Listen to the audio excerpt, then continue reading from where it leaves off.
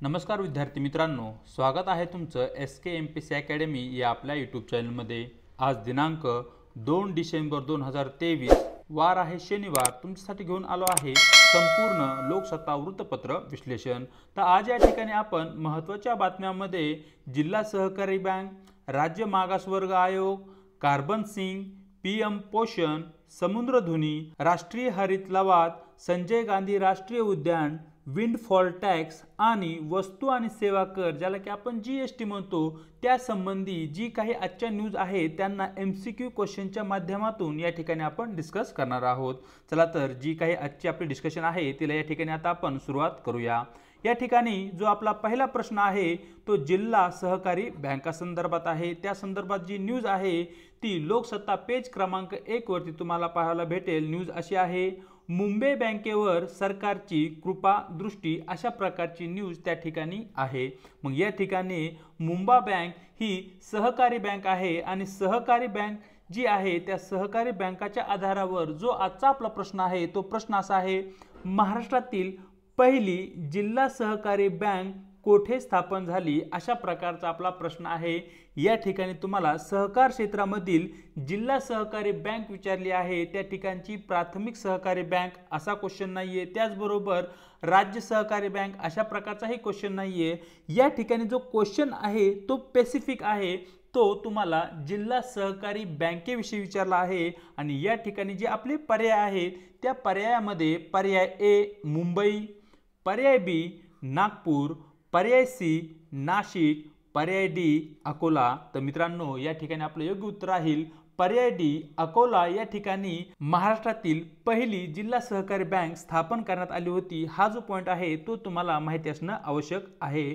पाहूया प्रश्न क्रमांक 2 जो की राज्य मागासवर्ग आयोगा संदर्भात आहे। त्या संदर्भात जी आपली न्यूज आहे ती अशी आहे, मागासवर्ग आयोगात सर्वेक्षणावरून मतभेद। अलीकडेच मराठा आरक्षण असेल, धनगर आरक्षण असेल आणि जे काही OBC आरक्षण आहे या संदर्भात महाराष्ट्रामध्ये राजकारण, समाजकारण आणि आंदोलने अशा प्रकारचे चित्र या ठिकाणी आपल्याला दिसत आहे। मग या ठिकाणी राज्य मागासवर्ग आयोगाची भूमिका ही महत्त्वाची असते। जर एखाद्या समाजाला आरक्षण द्यायचं असेल तर तो समाज मागास आहे हे सिद्ध करण्याचं कार्य किंवा तो समाज मागास आहे का नाही हे पाहण्याचं कार्य राज्य मागासवर्ग आयोगाकडे असतं। आणि त्या संदर्भात जी आपली आजची न्यूज आहे ती न्यूज या ठिकाणी पाहूया। महाराष्ट्र राज्य मागासवर्ग आयोगाचे सध्याचे अध्यक्ष कोण आहेत किंवा सध्या कोण अध्यक्ष आहेत, अशा प्रकारचा आपला प्रश्न आहे। ज्या ठिकाणी पर्याय A निवृत्त न्यायमूर्ती श्री MG गायकवाड, पर्याय B न्यायमूर्ती हरिलाल जेकिसुंद कानिया, पर्याय C न्यायमूर्ती धनंजय यशवंत चंद्रचूड, पर्याय D न्यायमूर्ती उदय उमेश ललित। तर मित्रांनो या ठिकाणी आपलं योग्य उत्तर राहील पर्याय A निवृत्त न्यायमूर्ती श्री MG गायकवाड हे सध्या महाराष्ट्र राज्य मागासवर्ग आयोगाचे अध्यक्ष आहेत। हा पॉइंट तुम्हाला माहिती असणं आवश्यक आहे, कारण महाराष्ट्र राज्य मागासवर्ग आयोग मागच्या बऱ्याच दिवसापासून न्यूजमध्ये आहे। येणाऱ्या काळामध्ये यावर आयोग क्वेश्चन विचारण्याची शक्यता ही जास्त आहे। त्यानंतर पर्याय B मध्ये जे न्यायमूर्ती हरिलाल जेकिसुंद कानी आहेत ते आपल्या भारताचे पहिले CJ आहेत, ज्याला की आपण चीफ जस्टिस ऑफ इंडिया असे म्हणतो। ते आपल्या भारताचे पहिले सर्वोच्च न्यायालयाचे मुख्य न्यायाधीश आहेत, हे तुम्हाला माहिती असणं आवश्यक आहे। त्यानंतर न्यायमूर्ती धनंजय यशवंत चंद्रचूड हे सध्या सुप्रीम कोर्टचे CJ आहेत, म्हणजे आपले जे सुप्रीम कोर्ट आहे त्याचे मुख्य न्यायाधीश आहेत। आणि न्यायमूर्ती उदय उमेश ललित हे चंद्रचूडच्या अगोदरचे आपल्या सुप्रीम कोर्टाचे मुख्य न्यायाधीश होते। हाही पॉइंट तुम्हाला या ठिकाणी माहिती असणं आवश्यक आहे। चलूया प्रश्न क्रमांक 3 कडे जो की कार्बन सिंक या संकल्पने संदर्भात आहे, जो की एक एन्व्हायरमेंटचा जिओग्राफीचा टॉपिक आहे, त्यावर हा क्वेश्चन आहे। त्या संदर्भात जी न्यूज आली आहे ती न्यूज पाहूया। COP33 हवामान परिषदेच्या यजमान पदासाठी भारत इच्छुक। तर या ठिकाणी मित्रांनो COP म्हणजे याला कॉन्फरन्स ऑफ पार्टीज असे म्हणतात। तुम्हाला आठवत असेल की 2015 मध्ये पॅरिस या शहरामध्ये COP झाली होती, म्हणजे कॉन्फरन्स ऑफ पार्टी झाली होती. आणि ही जी कॉन्फरन्स ऑफ पार्टीज आहे ती जागतिक स्तरावर जे काही पर्यावरण आहे आणि पर्यावरणासंदर्भात ज्या काही समस्या आहेत त्या समस्यांविरुद्ध लढा देण्यासाठी विचार विनिमय करण्यासाठी जे काही राष्ट्र आहे ते एकत्र येतात आणि या ठिकाणी पर्यावरण आणि पर्यावरणाचे संरक्षण करण्यासाठी जे काही विविध उपाय आहेत त्या उपायावर या ठिकाणी चर्चा केली जाते. मग या ठिकाणी 2028 मध्ये जी काही अशा प्रकारची कॉन्फरन्स होणार आहे त्यासाठी भारत इच्छुक आहे, अशा प्रकारचे प्रतिपादन या ठिकाणी पंतप्रधान नरेंद्र मोदी यांनी केले आहे. मग या ठिकाणी जे महत्त्वपूर्ण आपला क्वेश्चन बनतो तो कार्बन सिंक संदर्भात बनतो. तर या ठिकाणी आपला जो प्रश्न आहे तो प्रश्न पाहूया. महत्त्वाचे 2 कार्बन सिंक खालीलपैकी कोणते ते या ठिकाणी आपल्याला सांगायचे आहे, ज्यामध्ये 1 जमीन, 2 वनस्पती, 3 महासागर, 4 ध्रुवीय प्रदेश. तर मित्रांनो या ठिकाणी आपले योग्य उत्तर राहील पर्याय बी. 2 व 3 हे प्रामुख्याने किंवा अति महत्त्वपूर्ण कार्बन सिंक आहे, ज्यामध्ये वनस्पती आणि महासागर यांचा समावेश होतो. या ठिकाणी आपण कार्बन सिंक म्हणजे काय हा जो पॉइंट आहे तो आपल्यासाठी महत्त्वाचा आहे. ती कन्सेप्ट तुम्हाला माहिती असणं आवश्यक आहे.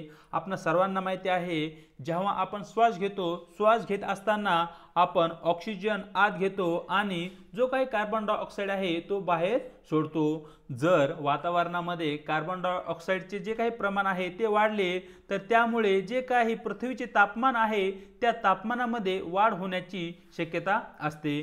मग या ठिकाणी पृथ्वीवरचं CO2 जर बॅलन्स राहिलं तर त्या ठिकाणी पृथ्वीवरील तापमान जे आहे तेही बॅलन्स राहील. मग या ठिकाणी जे काही पृथ्वीवर निर्माण होणारा CO2 आहे त्यांना शोषून घेण्याचं कार्य ज्या कोणत्या घटकाकडून केलं जातं त्यांना आपण कार्बन सिंक म्हणतो. पुन्हा एकदा ऐका, जे पृथ्वीवर जे काही घटक आहेत जे की कार्बनला शोषून घेतात किंवा त्याचा स्टोअर करतात त्यांना आपण कार्बन सिंक असे म्हणतो. आणि आपल्या सर्वांना माहिती आहे ज्या काही वनस्पती आहेत, जी काही झाडे असतात ते CO2 घेतात आणि ऑक्सिजन बाहेर सोडत असतात, म्हणजे वनस्पती हे एक महत्त्वपूर्ण कार्बन सिंक आहे.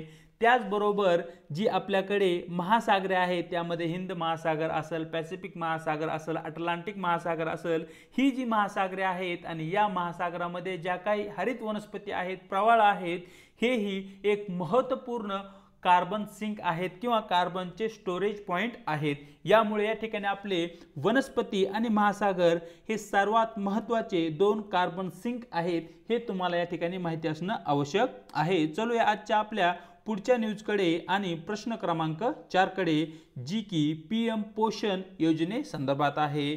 आपली न्यूज पाहूया.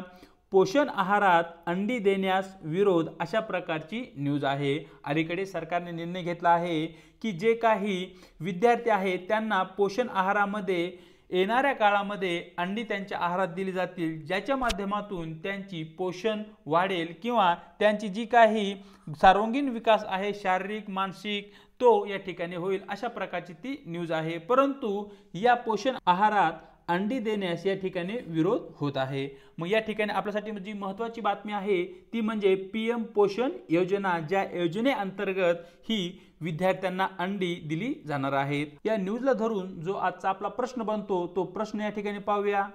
प्रधानमंत्री पोषण निर्माण योजना, जिला की शॉर्टमध्ये आपण PM पोषण योजना म्हणतो, ती कोणत्या योजनेच्या जागी सुरू करण्यात आली आहे? तुम्हाला माहिती असणं आवश्यक आहे की प्रधानमंत्री पोषण शक्ती निर्माण योजना ही कोणत्या योजनेच्या जागी सुरू करण्यात आली आहे. त्यामध्ये पर्याय A मध्यान्ह भोजन योजना, ज्याला की आपण मिड डे मील स्कीम असे म्हणतो. पर्याय B सर्व शिक्षा अभियान. पर्याय C प्राथमिक शिक्षणात मुलींच्या शिक्षणासाठी राष्ट्रीय कार्यक्रम. आणि पर्याय D बेटी बचाव बेटी पढाव योजना. तर मित्रांनो या ठिकाणी आपलं योग्य उत्तर राहील पर्याय A मध्यान्ह भोजन योजनेच्या जागी या ठिकाणी प्रधानमंत्री पोषण शक्ती निर्माण योजना सुरू करण्यात आली आहे. या ठिकाणी PM पोषण योजनेसंदर्भात जे महत्त्वाचे फॅक्ट आहेत ते जर पाहितले तर या ठिकाणी जे काही विद्यार्थी आहेत ते विद्यार्थी वर्ग 1 ते 8व्या क्लासचे जे काही विद्यार्थी आहेत त्या विद्यार्थ्यांना या योजनेचा लाभ दिला जाईल. या योजनेअंतर्गत 1ली ते वर्ग 8व्याचे विद्यार्थ्यांना शिजवलेले अन्न या ठिकाणी प्रोव्हाइड केले जाईल। आणि सर्वात महत्त्वाचा जो आजचा आपला पॉईंट आहे तो म्हणजे पीएम पोषण योजना ही सप्टेंबर 2021 मध्ये सुरू करण्यात आली आहे। हा पॉईंट तुम्हाला माहिती असणं आवश्यक आहे। जी आपली मध्यान्ह भोजन योजना आहे, जिला की आपण मिड डे मील स्कीम म्हणतो, ती 1995 साली सुरू करण्यात आली होती। हाही पॉईंट तुम्हाला या ठिकाणी माहिती असणं आवश्यक आहे। सर्व शिक्षा अभियान ही योजना 2001 मध्ये सुरू करण्यात आली होती। आणि प्राथमिक शिक्षणात मुलींच्या शिक्षणासाठी राष्ट्रीय कार्यक्रम ही जी योजना आहे ती 2003 मध्ये सुरू करण्यात आली होती। हाही पॉईंट तुम्हाला माहिती असणं आवश्यक आहे। आणि बेटी बचाओ बेटी पढाओ जी की पंतप्रधान नरेंद्र मोदी यांनी सुरू केली होती, ही योजना 2015 या साली सुरू करण्यात आलेली योजना आहे। तर अशा प्रकारे या शिक्षण क्षेत्रामधील महत्त्वाच्या योजना आहेत, त्या योजना कोणत्या साली सुरू झाल्या हेही तुम्हाला त्या ठिकाणी माहिती असणं आवश्यक आहे। चलूया आजच्या प्रश्न क्रमांक 5 कडे, जो की समुद्रधुनी संदर्भात आहे। न्यूज अशी आहे त्या संदर्भात, इस्रायल हमास युद्ध पुन्हा सुरू, अशा प्रकारची न्यूज तुम्हाला लोकसत्ता पेज क्रमांक 5 वरती पाहायला भेटेल। तुम्हाला मागच्या काही दिवसांमध्ये हमास आणि इस्रायल यांच्यामध्ये सीज फायर झालं होतं, म्हणजेच युद्ध विरामाची घोषणा त्या ठिकाणी करण्यात आली होती।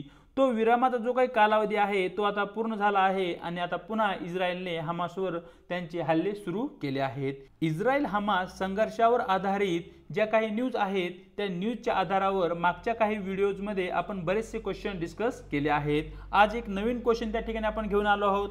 क्वेश्चन असा आहे, भूमध्य समुद्र आणि अटलांटिक महासागर यांना जोडणारी समुद्रधुनी कोणती?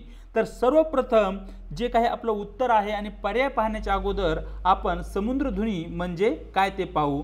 तर मित्रांनो, जर मोठ्या आकाराच्या वॉटर बॉडीज असतील, म्हणजे 2 मोठ्या आकाराचे समुद्र असतील आणि या समुद्रांना जोडणारा जो छोट्या आकाराचा पाण्याचा मार्ग असेल किंवा छोटा जल असेल तर त्याला आपण समुद्रधुनी असे म्हणतो। म्हणजे 2 महासागरांना जोडणारा जो चिंचोळ्या आकाराचा छोटासा मार्ग असतो त्याला आपण समुद्रधुनी असे म्हणतो। तर मित्रांनो, या ठिकाणी आपल्या प्रश्नामध्ये आपल्याला विचारण्यात आलंय की भूमध्य समुद्र आणि अटलांटिक ओशन यांना जोडणारी समुद्रधुनी कोणती आहे? तर या ठिकाणी हा आपला अटलांटिक ओशन आहे आणि या एरियामध्ये तुम्ही मेडिटेरियन सी, ज्याला की आपण भूमध्य महासागर असे म्हणतो, ज्याची बॉर्डर या ठिकाणी इस्रायल या देशाला लागून आहे। मग या ठिकाणी अटलांटिक महासागर आणि भूमध्य महासागर यांना जोडणारा हा जो चिंचोळा भाग आहे पाण्याचा, त्या भागाला आपण समुद्रधुनी म्हणतो आणि त्या भागाचे नाव या ठिकाणी आपल्याला विचारले आहे। तर या ठिकाणी पर्याय ए जिब्राल्टरची समुद्रधुनी, पर्याय बी मेसिना समुद्रधुनी, पर्याय सी सुंदा समुद्रधुनी, पर्याय डी मलक्का समुद्रधुनी। तर मित्रांनो, या ठिकाणी आपले योग्य उत्तर राहील पर्याय ए जिब्राल्टरची समुद्रधुनी, जी की भूमध्य महासागर आणि अटलांटिक महासागर यांना जोडण्याचं कार्य करते। जी काही मलक्का समुद्रधुनी आहे अंदमान सागर आणि दक्षिण चीन सागर यांना जोडण्याचं कार्य करते। मेसिना जी काही समुद्रधुनी आहे ती आपल्याला भूमध्य महासागरामध्ये पाहायला भेटते आणि संदा समुद्रधुनी जी की जावा सागर आणि हिंद महासागर यांना जोडण्याचं या ठिकाणी ती कार्य करते। तर अशा प्रकारे समुद्रधुनी म्हणजे काय आणि समुद्रधुनीवर आधारित जो काही आजचा आपला प्रश्न होता तो या ठिकाणी आपण पाहितला। पाहूया प्रश्न क्रमांक 6, जो की राष्ट्रीय हरित लवादा संदर्भात आहे, ज्याला की आपण नॅशनल ग्रीन ट्रिब्युनल असेही म्हणतो, NGT। त्या संबंधी जी न्यूज आहे ती न्यूज पाहूया। खुंट जाळण्याच्या प्रश्नावरती कृती आराखडा तयार करा, अशा प्रकारची न्यूज आपल्याला लोकसत्ता पेज क्रमांक 5 वरती पाहायला भेटत। तर मित्रांनो, जो काही दिल्ली आणि दिल्ली NCR आहे त्या ठिकाणी हिवाळ्याच्या दिवसामध्ये प्रदूषणाची किंवा पोल्युशनची जी काही समस्या आहे ती खूपच गंभीर बनलेली आहे। याच्या मागचं मुख्य कारण म्हणजे पंजाब, हरियाणा, उत्तर प्रदेश या भागामध्ये जी काही गहू आणि तांदळाची शेती होते, या शेतीच्या काढणीनंतर जे काही शेतामध्ये खुंट रिकामे राहतात त्या खुंटला पेटून दिल्यानंतर जाळल्यानंतर या ठिकाणी निर्माण होणारा जो काही धूर आहे, या धुरामुळे दिल्ली आणि दिल्ली NCR मध्ये मोठ्या प्रमाणावर या दिवसामध्ये पोल्युशन होताना आपल्याला दिसते। मग त्या ठिकाणी जे काही NGT आहे, नॅशनल ग्रीन ट्रिब्युनल यांनी हरियाणा सरकारला आदेश दिलेत की जे काही खुंट आहे शेतकऱ्याकडून जाळले जातात ते थांबावेत। यासाठी तुम्ही कोणता कृती आराखडा तयार केला आहे तो आम्हाला कळवा, अशा प्रकारची न्यूज या ठिकाणी आहे। या न्यूजचा आधार घेऊन जो आजचा आपला प्रश्न बनतो तो प्रश्न असा आहे, राष्ट्रीय हरित लवादाची ज्याला की आपण NGT नॅशनल ग्रीन ट्रिब्युनल असे म्हणतो, या NGT ची स्थापना कोणत्या साली झाली, अशा प्रकारचा सरळ क्वेश्चन आहे, ज्यामध्ये पर्याय A 2005, पर्याय B 2009, पर्याय C 2010, पर्याय D 2014। तर मित्रांनो या ठिकाणी आपलं योग्य उत्तर राहील पर्याय C 2010 साली या ठिकाणी राष्ट्रीय हरित लवादाची स्थापना करण्यात आली आहे। तर या ठिकाणी जो काही नॅशनल ग्रीन ट्रिब्युनल आहे याचे जे कार्य आहे ते म्हणजे पर्यावरणासंदर्भात जे काही खटले आहेत ते खटले अतिशय जलद गतीने ते सॉल्व्ह व्हावेत। म्हणजे एखादा खटला जर पर्यावरणासंदर्भात आला असेल आणि त्याचा निकाल 6 महिन्यामध्ये लावण्याचं कार्य या ठिकाणी NGT कडून केले जाते, नॅशनल ग्रीन ट्रिब्युनल राष्ट्रीय हरित लवादाकडून ते केले जाते। या कार्यासाठी 2010 साली राष्ट्रीय हरित लवादाची स्थापना करण्यात आली होती। पाहूया प्रश्न क्रमांक 7 जो की संजय गांधी राष्ट्रीय उद्याना संदर्भात आहे। त्या संदर्भात न्यूज अशी आहे, संजय गांधी राष्ट्रीय उद्यानात 2 नवीन पक्ष्यांची नोंद, अशा प्रकारची न्यूज या ठिकाणी आपल्या समोर आहे। या न्यूजच्या आधारावर जो आजचा आपला प्रश्न बनतो तो प्रश्न असा आहे, संजय गांधी राष्ट्रीय उद्यान कोठे आहे, ज्यामध्ये पर्याय A मुंबई, पर्याय B ठाणे, पर्याय C पालघर, पर्याय D पुणे। तर मित्रांनो या ठिकाणी आपलं योग्य उत्तर राहील पर्याय A मुंबई या ठिकाणी संजय गांधी राष्ट्रीय उद्यान आहे। चलूया प्रश्न क्रमांक 8 कडे जो की विंडफॉल टॅक्स संदर्भात आहे। प्रथम न्यूज पाहूया, विंडफॉल करात कपात, अशा प्रकारची न्यूज तुम्हाला लोकसत्ता पेज क्रमांक 10 वरती पाहायला भेटेल। सरळ जो आपला प्रश्न आहे तो प्रश्न पाहूया, अलीकडील काळात विंडफॉल टॅक्स कोणत्या उद्योगावर लावण्यात आला आहे, अशा प्रकारचा आपला प्रश्न आहे, ज्यामध्ये पर्याय A खनिज तेल उद्योग, पर्याय B लोह पोलाद उद्योग, पर्याय C कपडा उद्योग, पर्याय D माहिती व दूरसंचार क्षेत्र उद्योग। तर मित्रांनो या ठिकाणी आपले योग्य उत्तर राहील पर्याय A अलीकडील काळामध्ये खनिज तेल उद्योगामध्ये या ठिकाणी विंडफॉल टॅक्स लावण्यात आलेला आहे। तर या ठिकाणी विंडफॉल टॅक्स म्हणजे काय याविषयी तुम्हाला माहिती असणं आवश्यक आहे। फॉर एक्झाम्पल A नावाचा उद्योग आहे आणि A नावाच्या उद्योगाने एका ठराविक कालावधीमध्ये मोठ्या प्रमाणावर प्रॉफिट कमवला आहे। मग अशा परिस्थितीमध्ये जो काही अधिकचा प्रॉफिट त्यांच्या ॲव्हरेज पेक्षा जास्त आहे त्या अधिकच्या प्रॉफिटवर जो काही टॅक्स लावला जातो त्याला आपण विंडफॉल टॅक्स असे म्हणतो। पुन्हा एकदा सांगतो, फॉर एक्झाम्पल A नावाचा एक उद्योग आहे, या A नावाच्या उद्योगाला वर्षाकाठी 100 कोटी रुपयांचा प्रॉफिट होतो, हा त्याचा ॲव्हरेज प्रॉफिट आहे। परंतु आंतरराष्ट्रीय मार्केटमध्ये किंवा स्थानिक बाजारपेठेमध्ये अशी एक परिस्थिती निर्माण झाली की ज्यामुळे या ठिकाणी हा जो प्रॉफिट आहे 100 कोटीचा 200 कोटी झाला एका वर्षामध्ये। या ठिकाणी जो हा एकाएकी अधिकचा प्रॉफिट झाला आहे, या अधिकच्या प्रॉफिटवर जो काही टॅक्स लावला जातो त्याला विंडफॉल टॅक्स असे म्हणतो। आणि अलीकडे काळामध्ये जे काही खनिज तेल कंपन्या आहेत त्यांना अशा प्रकारचा मोठ्या प्रमाणावर प्रॉफिट झाला होता आणि त्याच प्रॉफिटवर या ठिकाणी केंद्र सरकारकडून विंडफॉल टॅक्स लावण्यात आला होता। हा पॉइंट तुम्हाला या ठिकाणी माहिती असणं आवश्यक आहे। चलूया आजच्या आपल्या प्रश्न क्रमांक 9 आणि शेवटच्या प्रश्नाकडे जो की वस्तू आणि सेवा कर, ज्याला की आपण इन शॉर्ट मध्ये GST असे म्हणतो। प्रश्न पाहण्यापूर्वी जी आपली न्यूज आहे ती न्यूज पाहूया। GST संकलन 1.68 लाख कोटी, म्हणजे या ठिकाणी मागच्या नोव्हेंबर महिन्यामध्ये जे काही आपल्याकडे GST संकलन झालं आहे ते 1.68 लाख कोटी रुपये झाले आहे आणि मागच्या महिन्याची तुलना करता त्यामध्ये 15% वाढ झाली आहे, अशा प्रकारची न्यूज या ठिकाणी आहे।